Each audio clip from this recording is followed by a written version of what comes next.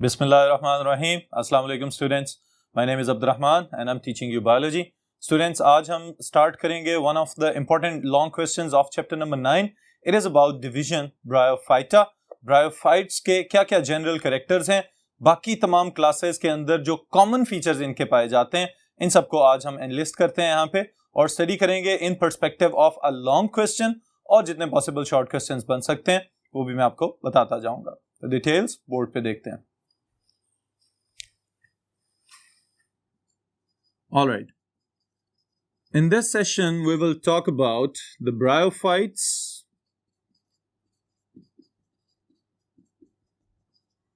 तो सबसे पहले ये जो लफ्ज हमने लिखा है bryophytes, इसका मतलब समझ लें. Bryo from bryon, okay? और bryon का मतलब होता है mosses, यानी कि वो पौधे जो मैट लाइक अपीयरेंस में आपको नजर आए, खास तौर पे डैम्प और शेडी प्लेसेस में जहां पे नमी ज्यादा हो और कड़क किस्म की धूप ना हो, वहां पे हमें ये बाज़-औक़ात कारपेट्स की तरह बिछे हुए नजर आते हैं, पहाड़ों के ऊपर, चट्टानों के ऊपर, नदी नालों के किनारों के ऊपर. तो ये जो वेलवेटी कारपेट बनाएंगे इनको हम कहते हैं मॉसेस, ओके? और फिर उसके बाद दूसरी टर्म स्टूडेंट्स, ये तो अब तक आपको पता चल चुके होना चाहिए, फाइट्स आर प्लांट्स, ओके? तो इसका मतलब ये है कि the bryophytes are basically the mosses, okay? Mosses एक जनरल हम इसको एक्सप्रेस करने के लिए टर्म यूज करते हैं कि the bryophytes they are mosses. लेकिन जब हम टेक्निकली बात करेंगे मॉसेस की, तो mosses are the plants that are included in मसाई, ऑलराइट? और फिर वो प्योर या ट्रू ब्रायोफाइट्स कहलाएंगे. उसके अलावा भी दो क्लासेस हैं जिनको हम अलग-अलग से डिस्कस करेंगे, लेकिन यहां पे हम स्टार्ट करने जा रहे हैं जनरल कैरेक्टरिस्टिक्स. तो वन बाय वन मैं चाहता हूं कि हम इसको एनलिस्ट भी करते जाएं और साथ साथ याद करने के लिहाज से भी इनकी अहमियत का आपको अंदाजा होना चाहिए. Alright, so the first point is about these are the first land plants. Alright students, अब इससे क्या मुराद है? साइंसदानों का यह ख्याल है कि इससे पहले एल्जी, स्पेशली ग्रीन एल्जी मौजूद थी जमीन के ऊपर, और वो एक्वेटिक एनवायरनमेंट में यानी कि पानी में पाए जाने वाले प्लैंक्टन्स को हम कहते हैं, जो काई जमी होती है नॉर्मली किसी भी वाटरी सरफेस के ऊपर. लेकिन जो ये वाले ब्रायोफाइट्स यानी कि प्लांट्स का पहला ग्रुप है, सबसे पहले जमीन के ऊपर इनहेबिटेंट्स के तौर पे इन्होंने रहना शुरू किया. तो इसी चीज को हम यहां पे मेंशन कर लेते हैं. It is believed that bryophytes have evolved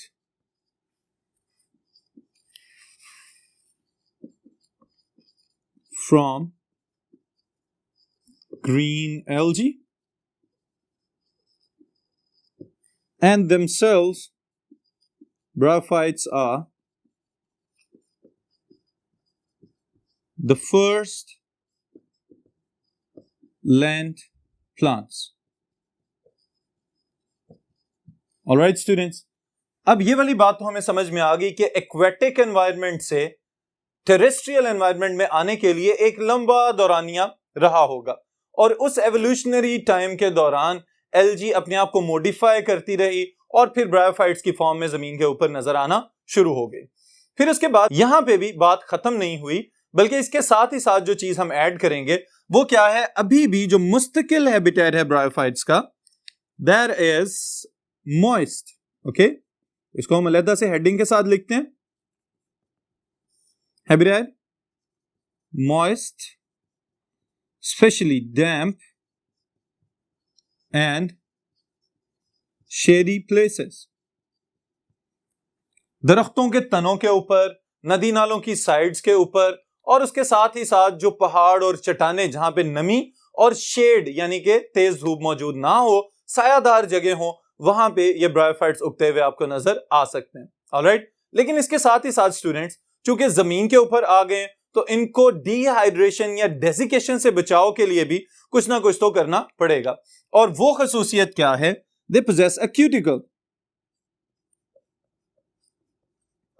इनके पास एक क्यूटिकल मौजूद है. This is a protective layer that is thick and thin in different parts of the plant. Alright?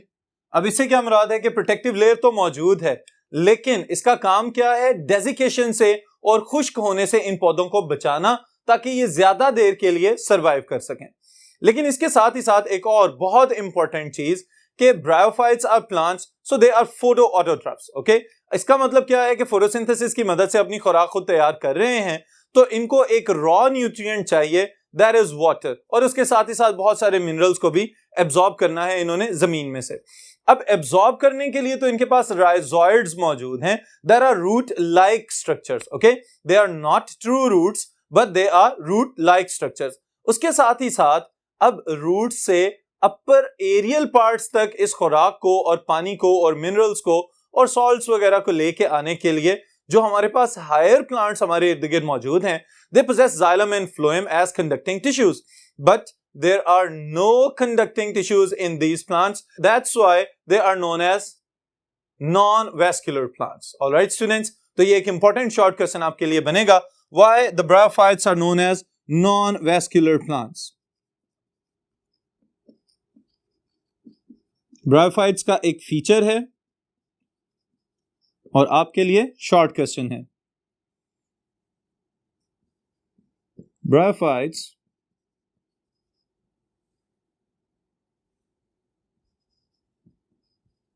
lack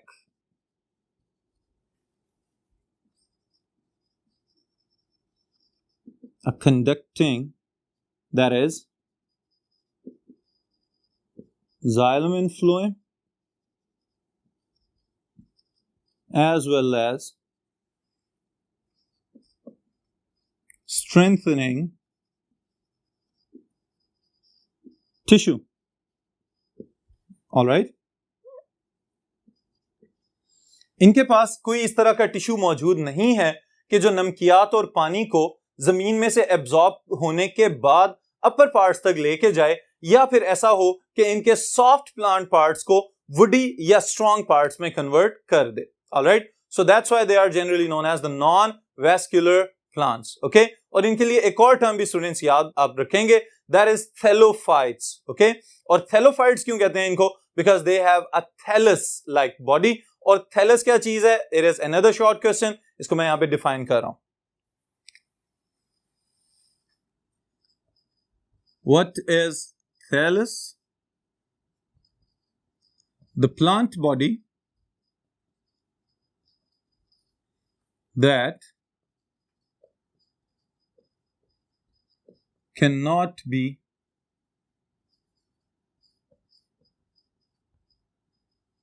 differentiated into true roots, stem and leaves. All right? इस image में आप अगर देखें तो ये जो प्लांट है, जो गिमिटोफाइट स्ट्रक्चर हमें यहां पे नजर आ रहा है, क्या इसमें से हम अलग-अलग से डिस्टिंग्विश कर सकते हैं कि this part is the root like structure, this part is the stem like structure and this is the leaf like structure? तो यहां पे अपेरेंटली हम इसको डिफरेंशिएट नहीं कर सकते। इस वजह से स्टूडेंट्स इस तरह की प्लांट बॉडी को हम कहते हैं दिस इज थैलस, जिसमें से हमें सही मैच्योर तने या पत्ते या जड़ें, इस तरह की साख्तें अलग-अलग से नजर ना आए, that type of plant body is known as thallus. Alright, फिर उसके बाद स्टूडेंट्स अगर नेक्स्ट फीचर हम देखें, it is also related to this point, और वो क्या है? Why bryophytes are known as amphibians of plants. Alright, amphibians of plants. अब एम्फीबियंस की टर्म सुनते ही आपके जहन में एक मखसूस किस्म का एनिमल आना चाहिए, and that is frog. Okay, frogs, toads and salamanders, they are amphibians. और एम्फीबियंस इनको क्यों कहते हैं स्टूडेंट्स? याद रखिएगा, because they have a dual mode of life. या तो ये पानी में पाए जाते हैं या फिर ये खुश्की पे पाए जाते हैं, लेकिन इसमें खास बात ये है कि they are strictly exclusively dependent on water for their reproduction, alright. तो प्लांट्स के अंदर भी जो ब्रायोफाइट्स हैं, आप देखें जितने भी फीचर्स हम लिख रहे हैं, आगाज हमने हेबिराइट से किया, और जहां पे ये पौधे रह रहे हैं मॉइस्चर से ज्यादा दूर या ज्यादा खुश्क जगहों पे सरवाइव नहीं कर सकते। तो इसकी वजह क्या है? They are dependent upon water for their reproduction, alright. तो यही चीज है जो इनको प्लांट्स में एम्फीबियस या एम्फीबियंस ऑफ द प्लांट्स का दर्जा दिला रही है। तो इस पॉइंट को हम यहां पे मेंशन करते हैं। The plants that live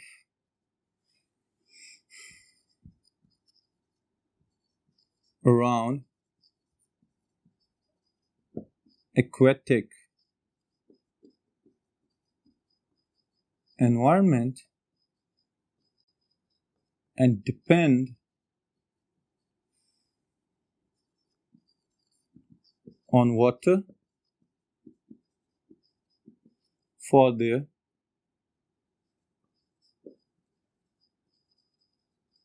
reproduction, especially sexual reproduction.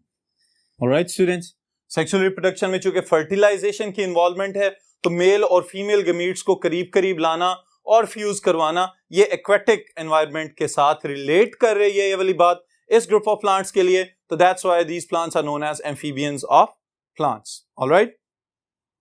Then students, इसके बाद एक और बात हम मेंशन करते हैं, that is about the morphology of plants. What is morphology? The external appearance of the plants. Okay? पौधे की जो बैरूनी साख्त आपको नजर आ रही है, बाहर से किस तरह का कोई प्लांट आपको नजर आता है, that is known as morphology of plants. Animals के लिहाज से बात करेंगे तो उनकी जो एक्सटर्नल अपीयरेंस होती है, that is also known as morphology. Okay?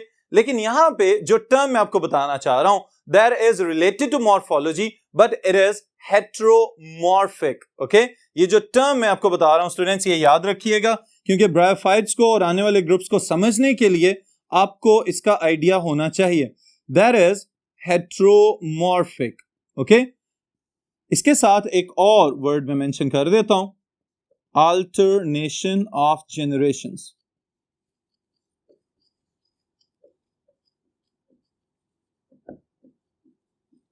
Alright students, अब देखें heteromorphic, hetero different, Morphy morphology से निकला है शेप्स। कोई भी ऐसा लिविंग ऑर्गेनिज्म जिसकी लाइफ के अंदर अलहदा अलहदा शक्लों वाली फेजेस या स्टेजेस मौजूद हों, उसको हम कहेंगे दिस इज हेट्रोमॉर्फिक। ओके, और आगे हमने एक और टर्म इसी को एक्सप्लेन करने के लिए लगा दी है, that is alternation of generation. इसका मतलब क्या है? एक जनरेशन की शक्ल एक तरह की रहेगी और दूसरी जनरेशन की शक्ल दूसरी तरह की होगी, और इन दोनों जनरेशन की खसूसियात एक दूसरे से मुख्तलिफ होंगी। But to accomplish one life cycle, one living organism has to go through all the stages of these changes. All right? अब स्टूडेंट्स याद रखिएगा कि यहां पे हम ये जो टर्म यूज कर रहे हैं अल्टरनेशन ऑफ जनरेशंस, ये किस वजह से यूज कर रहे हैं? Because in bryophytes they have two different types of generations. एक जनरेशन जिसको हम कहते हैं गेमीटोफाइट जनरेशन,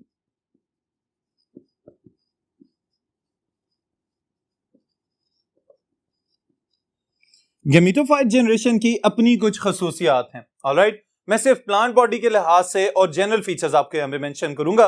हर एक ग्रुप के अंदर गेमीटोफाइट की थैलस और उसकी वेजिटेटिव स्ट्रक्चर्स जो हैं वो एक दूसरे से मुख्तलिफ हो सकते हैं। ऑलराइट, लेकिन यहाँ पे जो हम बात करेंगे ये मोस्टली सब ब्रायोफाइट्स के अंदर मौजूद होता है। और वो क्या है? गेमीटोफाइट सबसे पहले नंबर पे, this is the autotroph of this life cycle. Okay, यानी कि गेमीटोफाइट के पास फोटोसिंथेटिक टिश्यूज मौजूद होते हैं और ये फोटोसिंथेसिस के जरिए अपनी खुराक खुद तैयार कर सकता है। तो इस वजह से इसको हम कह रहे हैं दिस इज ऑटोट्रॉफिक पार्टनर और autotroph. Next is this is a thallus like body.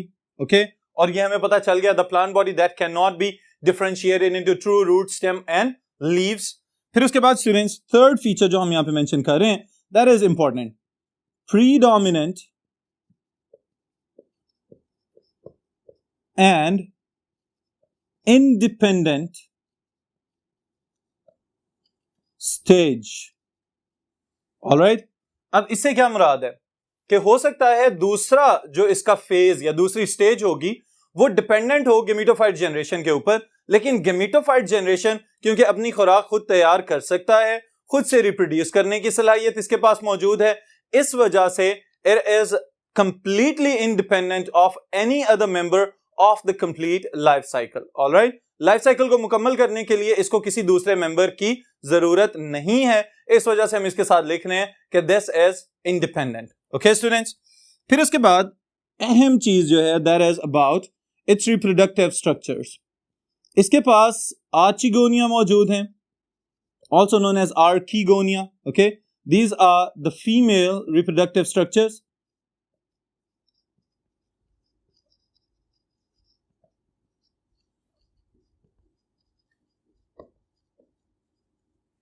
Then are antheridia,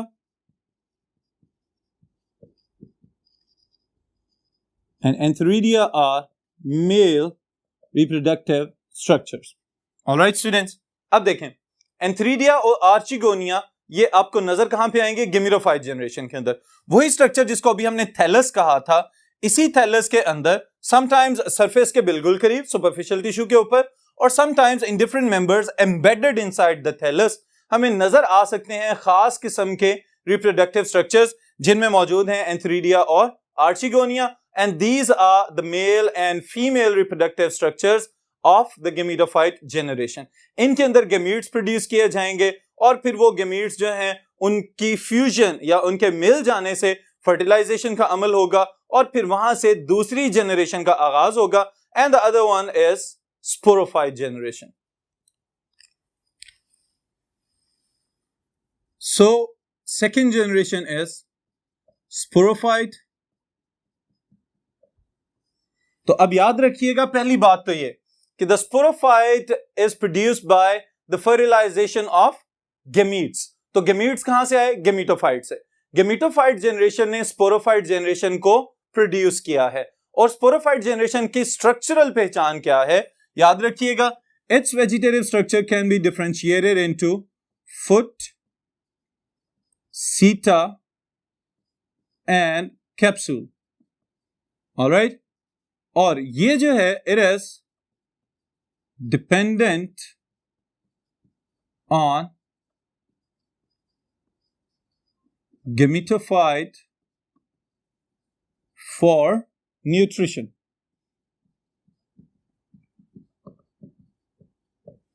alright students, अब देखें ये जो फीचर्स हम यहां पे मेंशन कर रहे हैं, अगर आप इस इमेज के अंदर गौर करें तो आपको आइडिया होगा कि gametophyte generation that was embedded inside the soil और राइजोइड्स की मदद से न्यूट्रिएंट्स और वाटर को एब्जॉर्ब किया जा रहा था। उसके बाद वो सिंपल डिफ्यूजन और ऑस्मोसिस से ऊपर की जानिब मूव करते हुए चले जा रहे थे।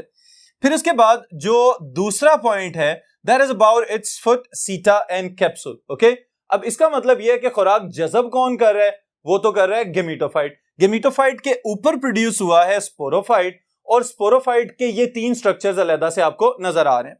अब इन स्ट्रक्चर्स का डायरेक्टली सॉइल के साथ कोई ताल्लुक नहीं है, तो that's why this sporophyte is dependent on the gametophyte for its nutrients.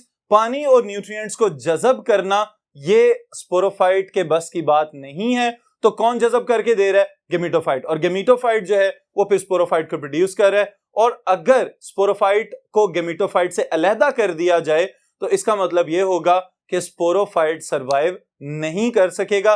That's why it is dependent on gametophyte generation. Alright students, तो अब यहां पे अगर आप गौर करें तो गेमेटोफाइट जनरेशन से प्रोड्यूस हुआ स्पोरोफाइट और स्पोरोफाइट जनरेशन वाला phase it is now depending upon the gametophyte, but sporophyte के अंदर क्या होता है कि वो फर्दर गेमेटोफाइट जनरेशन को दोबारा से प्रोड्यूस कर सके। ये भी मैं यहां पे मेंशन कर देता हूं, spores are produced by meiosis. Alright students, इसके स्पोरोगोनियम या कैप्सूल के अंदर स्पोर्स प्रोड्यूस किए जाते हैं मियोसिस के अमल के जरिए और उन स्पोर्स के गिरने से फिर फर्दर अलग-अलग गेमेटोफाइट्स प्रोड्यूस हो सकते हैं और गेमेटोफाइट्स के ऊपर एंथरीडिया और archegonia they can be present on the same plant, या ऐसा भी पॉसिबल है कि मेल गेमेटोफाइट अलहदा हो और फीमेल गेमेटोफाइट प्लांट अलहदा से बने और फिर फर्दर उनकी फर्टिलाइजेशन होगी और ये प्रोसेस इसी तरह से कंटिन्यूअसली चलता चला जाएगा। ऑलराइट, तो gametophyte generation produces sporophyte and sporophyte generation produces spores which later on germinate to form another gametophyte generation and the life cycle goes on like this. all right, लेकिन हम इसको इतनी आसानी से सिंपली यहीं पे खत्म नहीं होने देंगे, हम फर्दर इसके लाइफ साइकिल को थोड़ा सा और एलेबोरेट करते हैं, एक्सप्लेन करते हैं और फिर उसके बाद जो है फर्दर हम आगे जो जनरल फीचर्स हैं उनको समराइज या कंक्लूड करेंगे।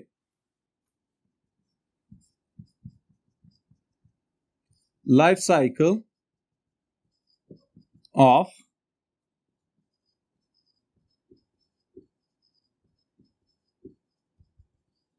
Of bryophytes.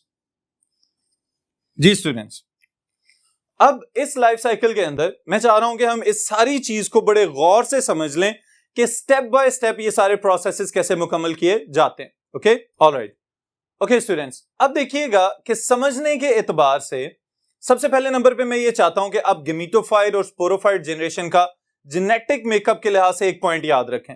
The sporophyte generation is the diploid generation, okay, जिसको हम 2n के साथ मेंशन करते हैं, and gametophyte generation is the haploid generation, जिसको हम खाली सिंगल n के साथ मेंशन करेंगे। ऑलराइट, तो सबसे पहले नंबर पे आपने अपने जहन में ये बात रख लेनी है। अब हमने चूंकि ये कहा था कि द गेमेटोफाइट इज इंडिपेंडेंट, तो यहां पे हम गेमेटोफाइट से अपने लाइफ साइकिल का स्टार्ट करने जा रहे हैं। ऑलराइट स्टूडेंट्स, याद रखिएगा the gametophyte body is thallus like body, और इस थैलस लाइक बॉडी के अंदर हमें यह पता चलता है कि इसके अंदर एक ही जगह पे भी मेल और फीमेल रिप्रोडक्टिव स्ट्रक्चर्स हो सकते हैं, और ये पॉसिबिलिटी है कि सेम प्लांट की डिफरेंट ब्रांचेस के ऊपर मेल और female reproductive structures, the male are antheridia, the female reproductive structures are archegonia, okay, produce किए जा सकते हैं।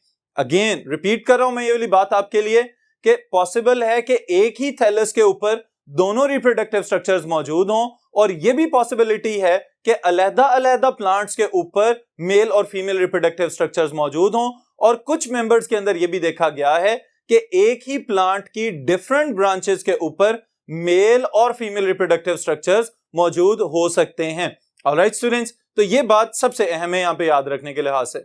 ऑलराइट, अब देखें इस प्लांट के अंदर हमें नजर आ रहा है कि एक ही थैलस के ऊपर मेल और फीमेल रिप्रोडक्टिव स्ट्रक्चर्स अगर मौजूद हैं, तो इससे क्या होगा कि फर्टिलाइजेशन के लिए या सेक्सुअल रिप्रोडक्शन के लिए सहूलत हो जाएगी।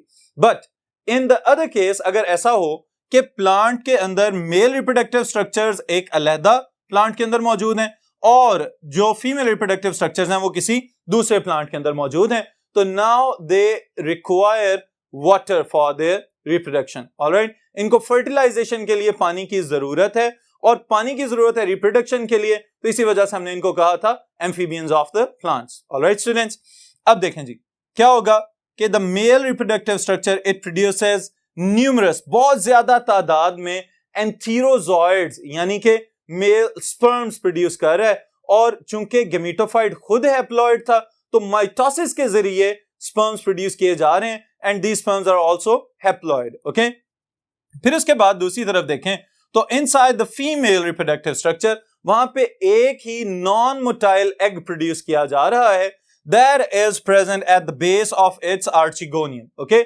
इसके अंदर जो इसका नेक और वेंटर वाला रीजन मौजूद है, उसमें स्टूडेंट्स याद रखिएगा जो बेस वाला पार्ट है that is known as venter, और वहां पे आपको उस स्वोलन रीजन के अंदर एक अकेला एग नजर आएगा और वो हरकत नहीं कर सकता, it will remain fixed on its position. Okay, फिर इसके बाद दूसरी तरफ देखें तो एंथीरोजॉइड्स जो हैं they are produced within the cells. Okay, लेकिन अब सवाल ये पैदा होता है how the antherozoids will be attracted towards the archegonium. तो यहां पे एक बहुत इंपॉर्टेंट बात आ रही है स्टूडेंट्स जो आप याद रखेंगे, एंथीरिडिया और आर्चिगोनिया ये स्टीराइल सेल्स का एक कवर होता है, उसके साथ प्रोटेक्ट किए गए होते हैं ताकि इर्द गिर्द के एनवायरमेंटल कंडीशंस या कोई और पोल्यूटेंट वगैरह इनको मुतासिर ना कर सके। लेकिन इस केस में थोड़ा सा काम डिफरेंट होगा, क्योंकि अब आर्चिगोनियम या फीमेल गेमेटोफाइट खुद से चाह रहा है कि स्पर्म्स को अपनी तरफ अट्रैक्ट किया जाए, तो it will release a specific chemical combination, और इसको हम कहते हैं अट्रैक्टेंट फॉर द एंथीरोजॉइड्स। ओके, अब जैसे ये अट्रैक्टेंट पानी में रिलीज किया जाएगा तो एंथीरोजॉइड्स ऑटोमेटिकली मूव करना शुरू हो जाएंगे टुवर्ड्स द आर्चिगोनियम। अब यहां पे एक अहम बात है कि जो अगर रेन स्प्लैशेस वगैरह मौजूद हों तो रेन स्प्लैशेस जो हैं वो डिस्पर्सल ऑफ द एंथीरोजॉइड्स के प्रोसेस को और तेज कर देते हैं कि एंथीरोजॉइड ज्यादा दूर तक और ज्यादा जल्दी बिखर सकें। ऑलराइट, अब क्या होगा, antherozoids they will travel to the archegonium और फिर उसके नेक में से होते हुए बेस तक पहुंचेंगे, जो सबसे पहले स्पर्म और एंथीरोजॉइड मिल जाएगा जाके एग के साथ। जैसे ही वो फ्यूज होगा तो फौरन फर्टिलाइजेशन का प्रोसेस मुकम्मल कर दिया जाएगा। Now it is a zygote. Alright, याद रखने वाली बात यह है कि the sperm was haploid, it is dragged towards the archegonium chemotactically. Alright, एक टर्म है जिसको हम कहते हैं कीमोटैक्सिस।